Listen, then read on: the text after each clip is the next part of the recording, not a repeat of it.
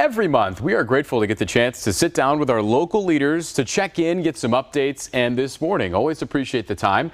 We've got Oklahoma City Police Chief Ron Basie joining us right now. Chief, thanks so much for being here. Thank you. Good morning. Always appreciate the time. And the big one right now when it comes to law enforcement, a lot of people talking about this big announcement that came from the Oklahoma Highway Patrol. They're going to make some pretty big changes here and kind of scale back their enforcement in metro areas, they say, so they can put more focus on rural areas, which by a lot of regards would mean an increase in enforcement from local police departments. It could put a little more onus on you guys. What was your initial reaction to this announcement? And we'll get into what this means for Oklahoma City Police, but what was your initial reaction when you hear that? My initial reaction was, I would admit, was shock. Literally, we have the largest metro area in the state, and we have 621 square miles, and our bandwidth probably can't withstand the additional responsibilities, and so it was definitely shock. Yeah, what does this mean? Are you going to have to hire more officers? How are you going to keep up with a higher demand?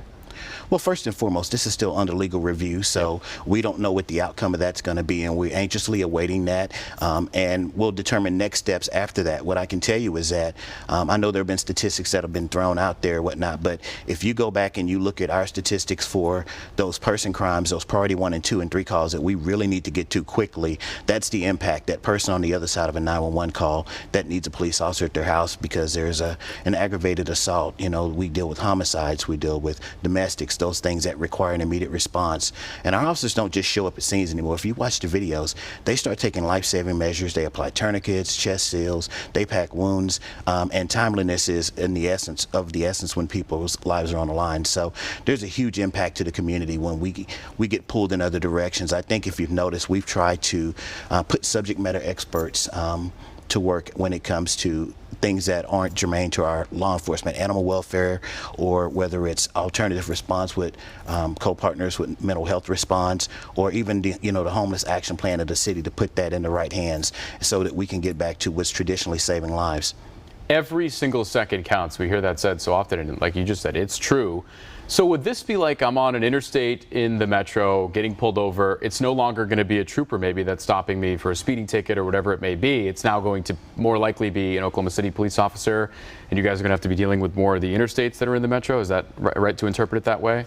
No, sir. Cameron, as we stated, we're waiting on a legal opinion on that, and we'll determine next steps.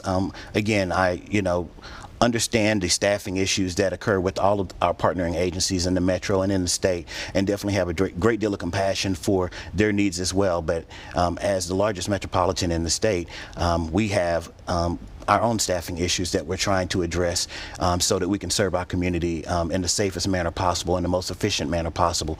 So I can't tell you that that's going to happen. Literally, we're going to look at this after we get the legal opinion and determine next steps. I was just going to ask you about what is the next step? Do you now get to give some input from local police departments? Do they get to share input in what they think about some of the proposed changes? And could it be changed? Could there be some changes made before it's finalized?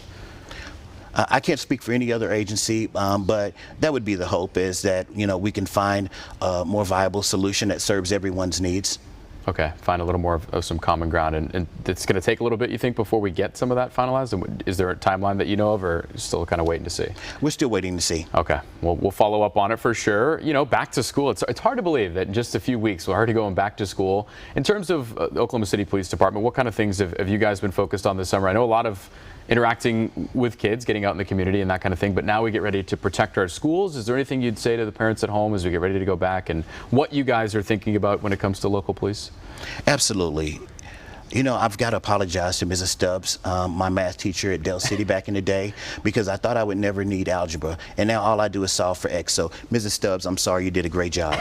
But what I will tell you is that we're always trying to get ahead of the curve, and so for the parents in particular, I think the biggest lesson that we've learned is be cognizant of where your children are, be cognizant of whom they're with, ask the tough questions, because what tends to happen is, and we saw this towards the end of the last school year, we had large gatherings of youth that resulted in tragedy, and we want to avoid that as much as possible. So we have a robust youth outreach, and we work with other organizations that do the same, and we try to give our young adults healthy options for activities so that they don't end up in those places that could be life-altering for the worst. Yeah, a lot to be thinking about as we send the kids back for school. Anything else, Chief, that you'd say? I mean, I know staffing is always a thing, and you guys are always kind of looking for more recruits. Is that still a thing? When's the next, do we know when the next recruiting is coming up? So we are going to graduate Class 152 on July 31st, Okay. and we're going to start Class 153 on August 13th. Okay. And so we are actively working to try to fill our staffing shortages. Again, this is a large metro, large population, large square mileage area to cover. So yes, we're very excited, and we're always recruiting. Maybe look an opportunity for somebody back at home. Chief, thanks so much for coming in today. We always appreciate your time. No, thank you.